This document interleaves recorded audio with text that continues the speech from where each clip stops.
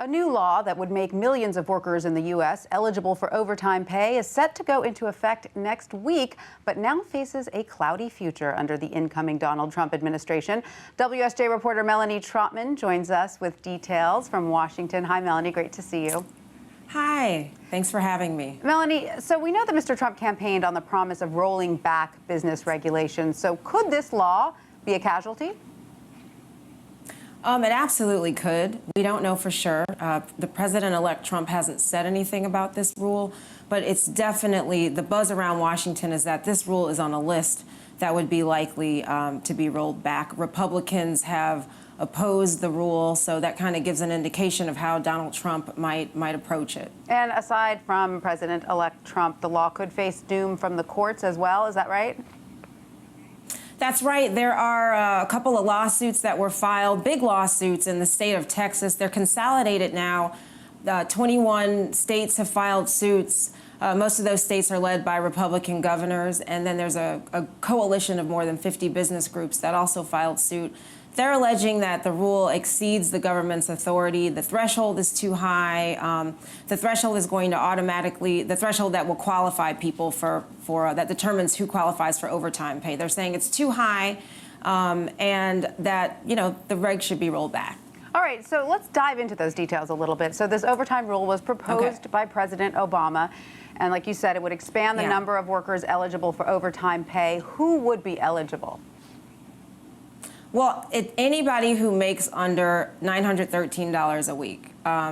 So I think that amounts to exactly, let's see here, it's $47,476. I'm sorry, a year.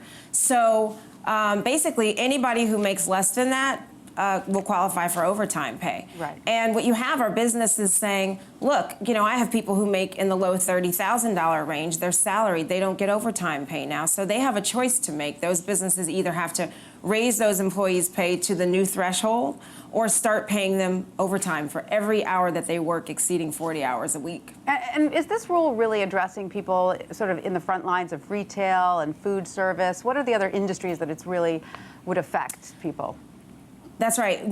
So many. It also affects colleges and universities. It affects nonprofits, construction, manufacturing. I mean, this is a sweeping regulation. There are millions more people expected to qualify for overtime pay under this rule. And we do know that businesses have already been scrambling, already making changes in anticipation of the law. What are some of the changes you've seen already?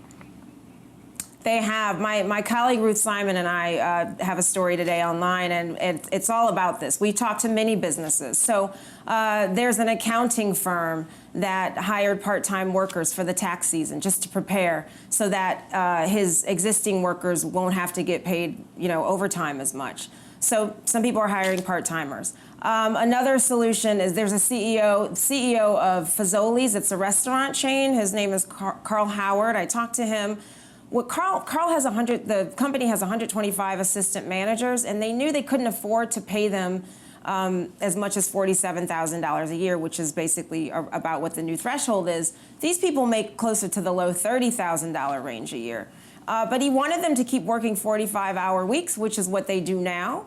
And he knew he didn't want to cut their compensation. So what he did was he switched them to hourly employees, and then he cut their hourly rate so that it could cover the cost of a 45-hour work week, which would include 5 hours of overtime at time and a half. So that's what he did. He also set up a $165,000 annual bonus pool so that if the workers keep their overtime hours in check within certain limits, then they can split that $165,000 each year. So there are some creative solutions out there going on. And Melanie, in some ways, this law to me seems poised to challenge the Trump administration and perhaps its biggest paradox. Trump ran as both a populist champion of the little guy struggling to get by economically and as a deregulating friend to big business.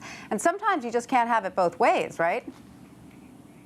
Well, I mean, that is true. Look, if Trump rolls back this regulation, there's no doubt that there will be rank and file workers. There will be people who voted for him. There were people in labor unions that voted for Donald Trump. I think that who would feel like he's not for the little guy, that he's not supporting rank and file workers, and that people need pay. They want more money in their pockets. It's a necessary thing. On the other hand, if he doesn't roll it back, I think the business community, I think Republicans would feel that he's not really aligned with them. So it'll be interesting to see what decision he makes. Another option that he would have is to just redo, like a do-over, redo the whole regulation. And in that case, maybe they would scale back the threshold. Maybe they keep the rule in place and scale that threshold back. It's important to let you know that the current threshold that determines if somebody qualifies for overtime pay is actually about $23,600. That's been in place since 2004. So the threshold did need updating. People in the business community don't argue that. They just say that it's too high. Right. Maybe it was a little bit too much of a big leap. All right. We'll certainly be watching to see how President-elect Trump treads in this delicate territory. All right. Thank you, Melanie, for that. Thanks.